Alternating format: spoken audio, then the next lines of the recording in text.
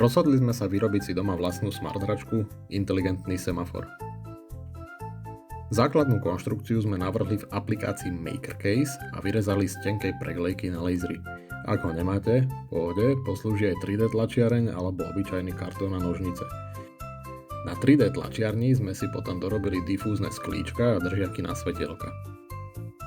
Elektroniku sme poskladali pre jednoduchosť na breadboarde, zdroj, ESP32 a ledky so vstavaným rezistorom.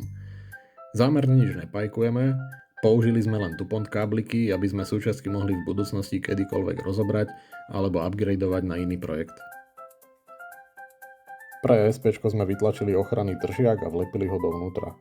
Celý projekt sme vymysleli tak, aby sme sa vyhli ďalšej hračke s mŕtvou vstavanou baterkou.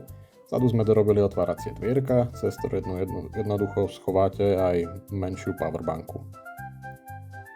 Všetko naprogramujeme cez ESP Home a domáca premávka sa môže začať. Mladého pána síce aktuálne zaujímajú viac vnútornosti ako samotné svetielka, ale to je vlastne super. Ak si chcete niečo podobné postaviť aj vy, kompletný zoznam materiálu nájdete u nás na blogu. Ak chcete link, napíšte do komentáru kľúčové slovo link a nezabudnite nám dať follow pre ďalšie tipy z oblasti Smart Home.